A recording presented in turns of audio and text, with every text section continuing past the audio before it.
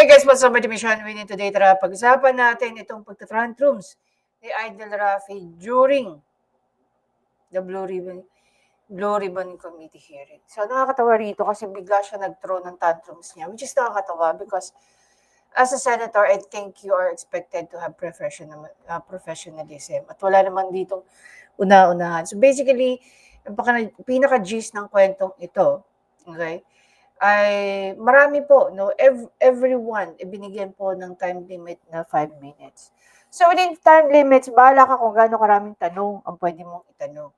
Pero nagtantrums bigla si Rafi Tulfo. Hindi mo alam kung siya ba ay binabaliwala o nagrereklamo siya na mahaba na yung oras na itong taong to dahil maraming itinatanong. Diba? Marami pang susunod na hearing. Kung sakali man, no, na hindi ka nakapagtanong during that hearing, pwede kang mauna sa susunod na hearing. Hindi necessarily kailangan siya ay magbato ng tantrums. Diba?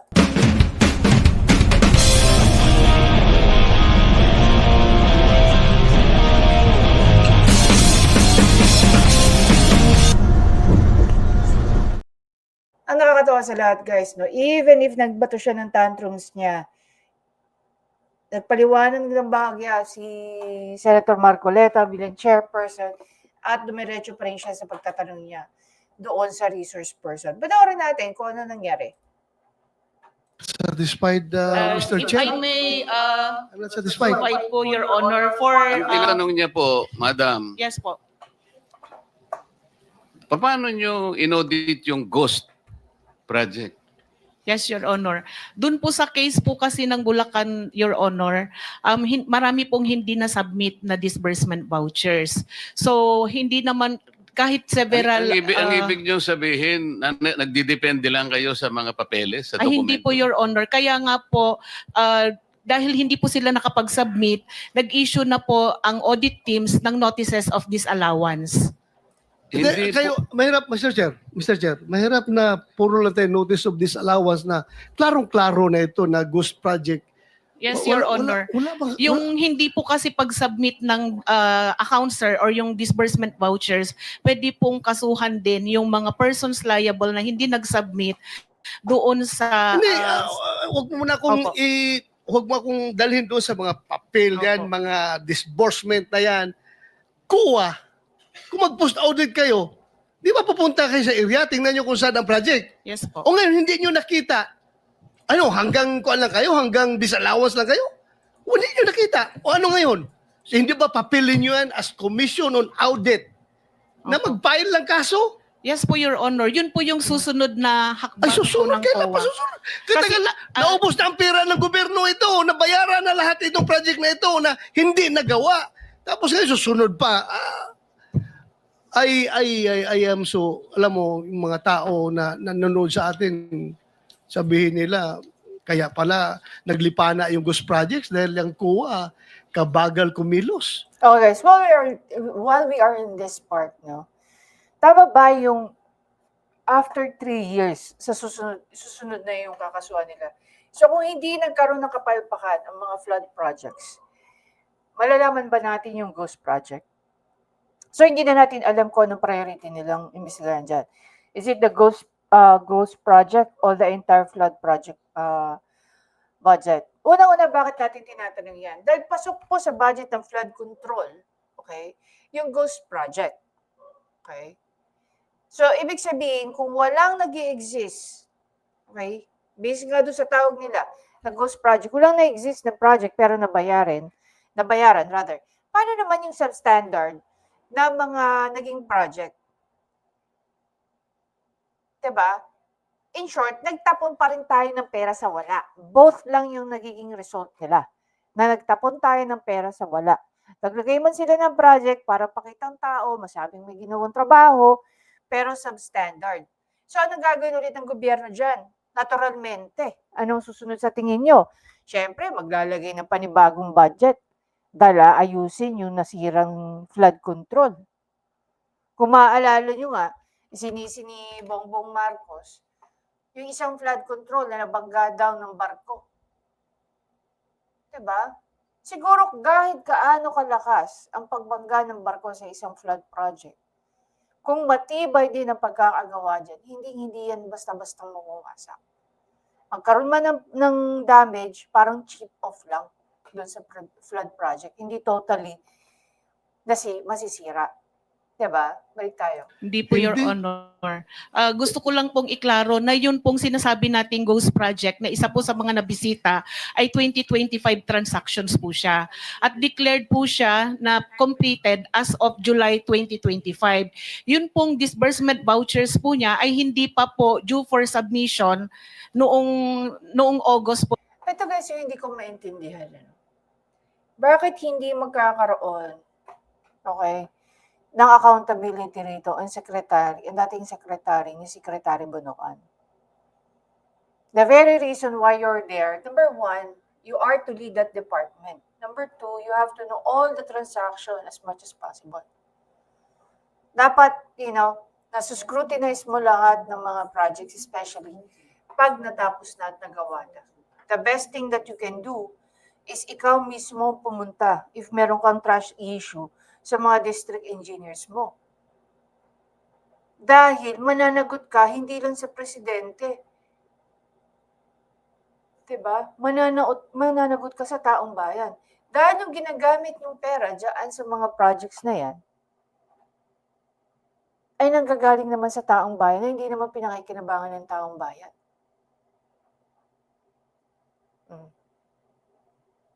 Ito ko lang. Sinabi ng isang I think it is Rob Rances who said this. Kung gagamitin natin yung same logic ng war on drugs kay PRRD, na pwede na siya may kasalanan ng mga namatay di umano during the war on drugs because of command responsibility. So lahat ba ng mga taong namatay dahil sa hindi nag-i-exist na flood control at mga dispalinghadong flood control during sa termino ni Bongbong Marcos, dapat ba rin natin isisi sa kanya? We're talking about command responsibility. This is under his watch, diba? I know, nagre-rely lang siya sa report ni Bunuan. At alam din natin na nagre-rely lang si Bunuan sa mga report ng kanyang district engineer. Pero since harap ka sa taong bayan at harap ka sa presidente, diba, you have to make sure, okay, na maayos talaga ang pagkakagawa dito sa mga projects na ito na pinupondohan ng gobyerno at ng taong bayan.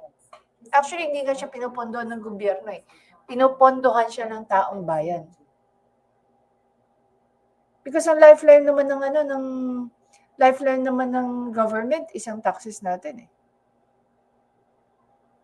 Diba? Sige nga. Unang hearing natin. Kailan ninyo mapapailan na kaso ito? Because the people are impatient. The people are impatient with all this. Can you just imagine, we're already talking billions here.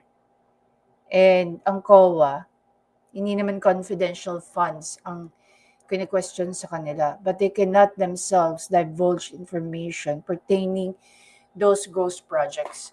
Ang dapat, ito nga inaantay ko guys, I don't know if you're gonna agree with me or not, but later on, we're gonna talk about it and magkakaroon po tayo ng live. Isa sa sana hinahanap nila, dinadala nila, is yung COA report, okay, na ibigay nila or ginawa nila pertaining dun sa mga ghost project. Doon natin malalaman who are those people who are in connivance dun sa ghost project. Diba? Bilang COA, do you really think masasatisfy lang kayo sa mga documents? Tama naman dito I think it was Senator Bato de la Rosa who said it. Dapat hindi lang kayo sa picture.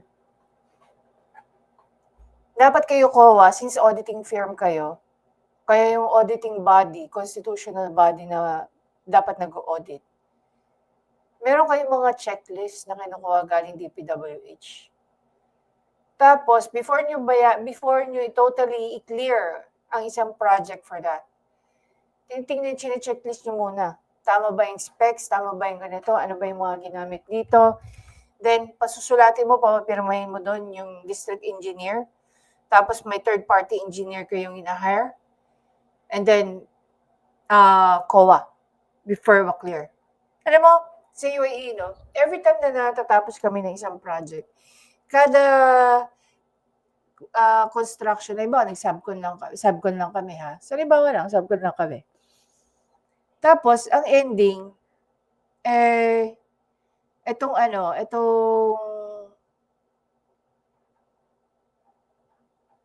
kumbaga itong company na nag-subcon kami, before nila nire-release yung payment sa amin, ina-inspect nila lahat ng trabaho namin. Na ganyan bang ginagawa ang COA? Di ba? Tuloy tayo. Corruption na Yes, Your nangyari. Honor. Kailan nyo ipapile? Can you give us a Ganito po siya, definite Your Honor. answer?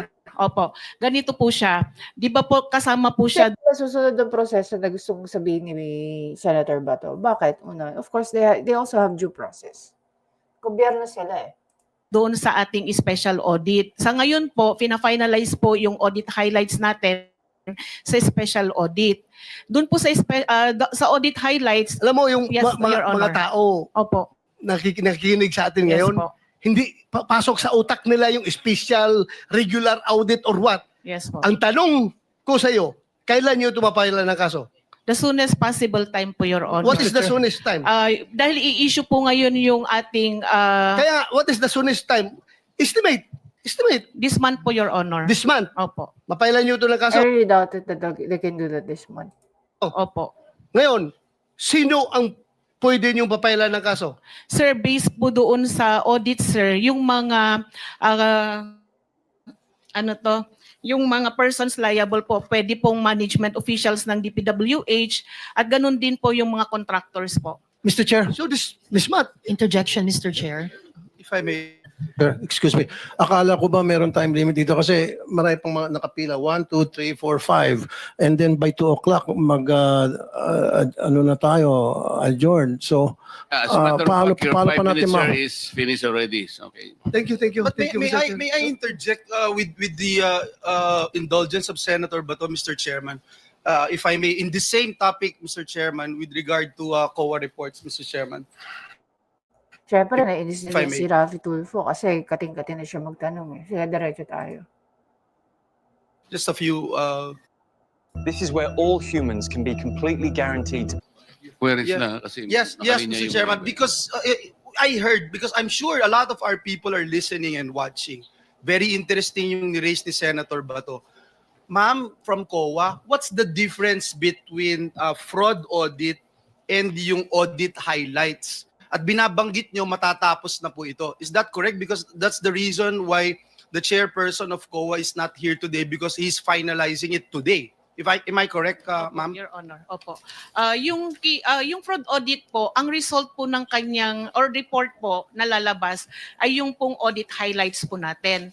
The audit highlights would contain the significant or yung key takeaways po doon sa ating fraud audit, wherein the nature of the alleged fraud and the persons liable at saka yung mga gathered po na evidence ang lalamanin po ng ating highlights.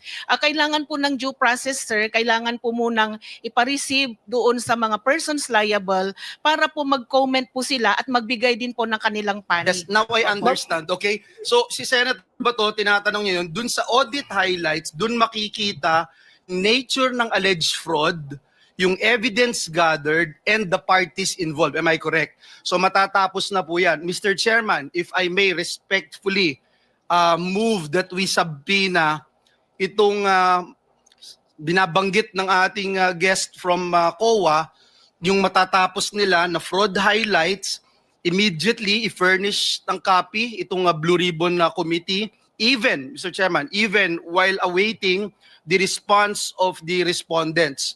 And also, once they responded, Mr. Chairman, we'd also like to subpoena the copies of the responses of the respondents as soon as they are submitted to COA. I so move, Mr. Chair.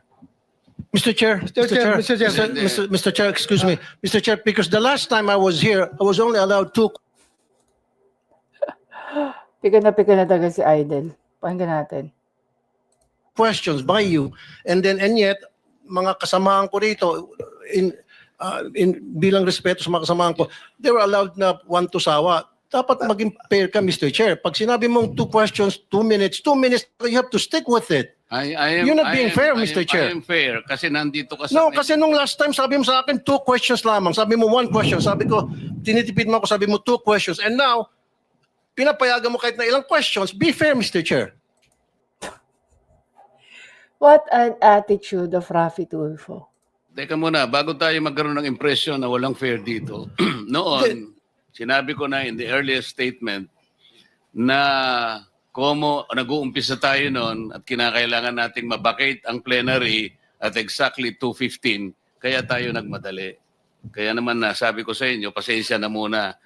Ngayon, sa dami ng gustong magtanong, kaya binigyan natin ng tigpa 5 minutes ngayon. Kaya lang, I am following a schedule here. Ito pa yung nandito kung wala na si Senator Marcos, tapos ka na. Mr. Chair. Mr. Chairman, Chair, I akala ko made a po ako motion, yung sunod Mr. kay Chairman. Senator De La I have Rosa. a pending motion, Mr. Chair. I second the motion. And Hindi, duly kasi seconded, Mr. tapusin Chair. muna natin yung bitin na kasi hindi tayo, na para tayo nagpapatintero, Madam Kowa Ang tinatanong napakasimple lang, paano nyong inaudit yung ghost? Imagine mo, last time, they were given 2 minutes or within 2 minutes, they have 2 questions. So, ngayon, 5 minutes yung binigay ni Kong Marcoleta. So, it's obvious that they can ask as much as the number of questions dahil they were given 5 minutes. So, if you can make 7 questions in 5 minutes, why not? Diba? It's just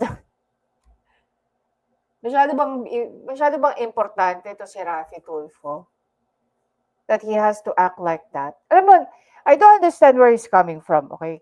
Linawin natin yan. I don't understand where he's coming from. It feels like hindi siya nabibigyan ng opportunity to ask questions. But what is the best way to address this? Kailangan ba na habang media, ipapahiya mo yung kapwa mo senador? Knowing at the end, ikaw rin na mapapahiya? That everybody, itong particular na Blue Ribbon hearing na to, they were all given 5 minutes. So, pwede bang nurasan ba ni Raffy Tulfo o binilang lang niya yung number of questions? Kasi within 5 minutes, you can ask as many questions as you can within 5 minutes. Now, kung hindi yun, kung yan ay halimbawa, nakalagay na chronologically kung ilan din yung mga magtatanong. Yung mga susunod nga kay Bato de la Rosa, hindi nagre-reklamo Diba? Oh, you have to wait for your turn, Raffy Tulfo. Hindi yung kailangan para kang bata na magta-trantums dyan. Bakit? You see that as an opportunity na makakapag-grandstanding ka? Diba? If really your intention is to ask relevant questions pertaining dyan sa discussion nyo sa Blue Ribbon, you have the patience to wait for your turn. Hindi yung para kang bata na naglulupasay dahil hindi pa nabibigay sa'yo yung turn mo. Knowing that, sabi nga niya, ni Senator Marcoleta, may sinusunod din siyang schedule. Ibig sabihin, kung sino yung susunod kay kanino. At saka, more than 1 minute ba yung nakuhang oras ni Senator Joel Villanueva? Na nag-interject siya doon sa while they were talking about it. Diba?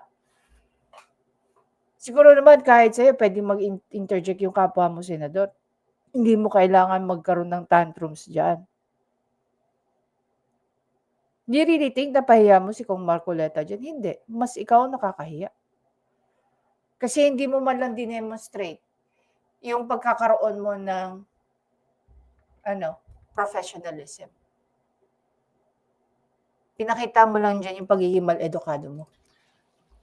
Bago po bayaran ng COA yan, pipirma ang resident auditor.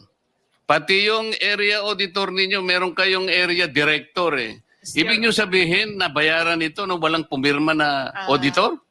Your Honor, ganito po yung procedure natin. Wala na po tayong pre-audit Kaya po, ang nagbabayad ay, ang pumipirma na lang po. Wala sa akong disbursement pakialam sa vouchers. pre-audit. I'm not asking you about the pre-audit. Meron kayong post-audit eh. I'm sorry. Yes, Your Ito Honor. nangyari, ghost project eh. Opo. Tapos na tapos pero walang nangyari. Ang tinatanong namin sa'yo, sino ang pumirma? Bago mapirmahan yun, merong certificate of acceptance, merong Opo. certificate of completion, pipirma ang resident auditor. Hindi po pipirma ang resident. Ano ang gagawin ng auditor, Your COA? Honor. Post-audit nga lang po. Kaya po... Ano nga yung post-audit? In your charter, Opo. magkaintindihan tayo.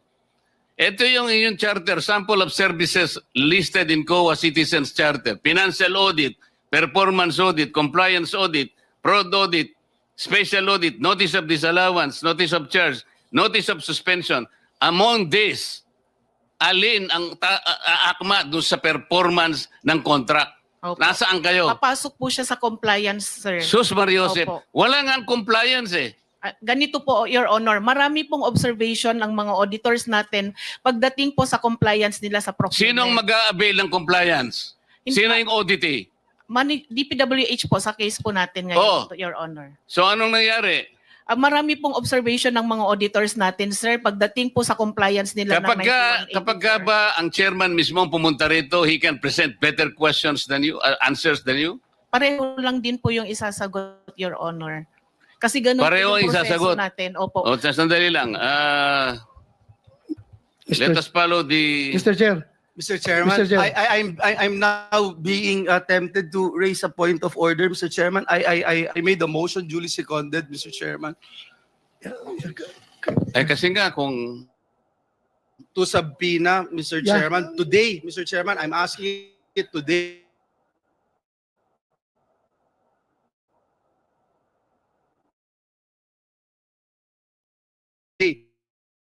Because they said Eh, if that will have a motion and then...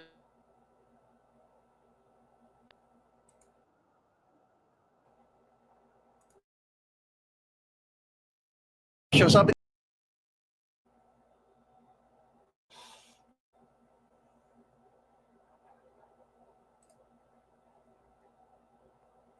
Okay guys, pag-usapan natin itong naging action ni Raffy Tulfo. Now, the question is, our primary question, is this proper? Tama ba yung ginawa ni Raffy Tulfo na magbato siya ng tantrums niya only because napapansin niya na mahaba o marami yung nagiging tanong ng kanyang mga kasamaan, no? And yesterday, he was only given, like, the last time that they had the hearing, he was only given 2 minutes. When in fact, naiintindihan niya yung mga napag-usapan nila before nag-start yan.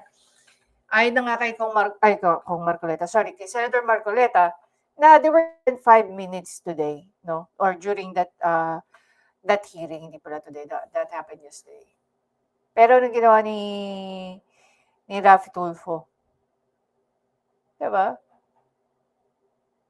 Si Senator Amy Marcos lang nga umalis eh, even if it was her turn after Senator Bato de la Rosa.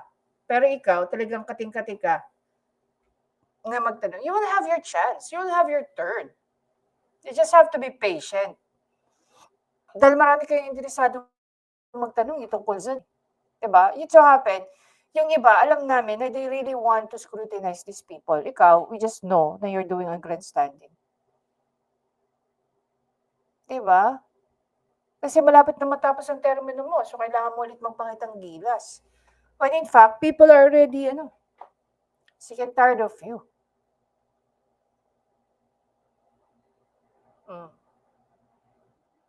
Diba? Kung meron ka man itatanong, definitely. Kay Senator Jingo Estrada lang eh. Gisang-gisa na si Sara Diskaya eh. Hindi ko alam kung ano pang klaseng itatanong mo sa kanya.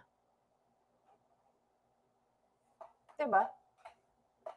Interesado ka ba kung paano na-import yung mga sasakyan ni Sara Diskaya? Kasi ganyan na ganyan din yung naging atake mo dun sa sa mga Chevron eh, diba? Sa tingin mo, sequester mo yung mga sasakyan nila? I really doubt it. Naniniwala ba akong legit nilang na-import yun? I think so. Otherwise, kung hindi yun legit at nakarating sa radar mo, definitely kinall out mo na sila prior pa dyan sa ghost project na yung flood. Pero it seems that mukha naman legit yung pagkakaano nila, yung pagkaka-import nila o pagbili na ng kanilang mga sasakyan. Now, the resources nga lang na pinambili nila dyan, we don't know how legit, di ba? How legal. Legal o legal. Kaya ba guys, yung pagtatantrums ba? I mean, if I'm gonna ask you that question, yung pagtatantrums ba dyan ni Raffy Tulfo was necessary? I mean, gaya ng sinabi ko earlier, if nakikita niya may inequality sa pag-handle no, ng kanilang mga turns, he can easily, approach Senator Marcoleta off-cam.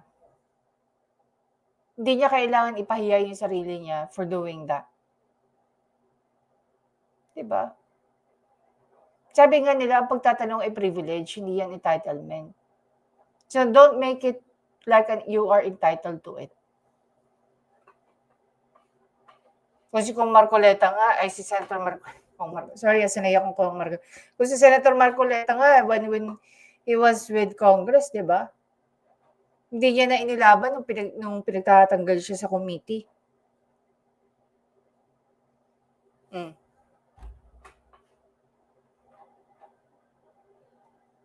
Kasi nga, it's a privilege, not entitlement. Anyway guys, again, marami pa tayong pag-uusapan today and I'll see you mamaya at 9:30 sa ating live. Ayan. Hopefully, we can do it every night at 9:30. And every morning, yung mga 9:30 nating live, makasama natin ng iba't ibang mga suki natin, Of course, yun si Montemyong, hopefully kung sino makakaakyat para pag-usapan natin yung mga nangyayari ngayon. So, in the next coming days, magpapapoll tayo ng mga topics natin and titignan natin kung ano ang magugustuhan ng ating mga kababayan na pag-usapan para advance namin mapag-aaralan yun ni Montemyong kasama ng ating mga kasama na knowledgeable tungkol sa topic na yun at marinig natin ang kanilang mga opinion patungkol dyan. Pagtulungan natin na i-educate ang ating mga kababayan sa tama base sa informasyon, base sa mga batas. Hindi po tayo magpapalaganap ng mga kahit anong disinformation. Hindi po tayo si Claire Castro. So, I'll make sure na ang ating mga pag-uusapan hindi lang galing sa opinion ng mga tao, pero may mga basehan ng ating mga discussions. I'll see you in the next video, guys. Bye!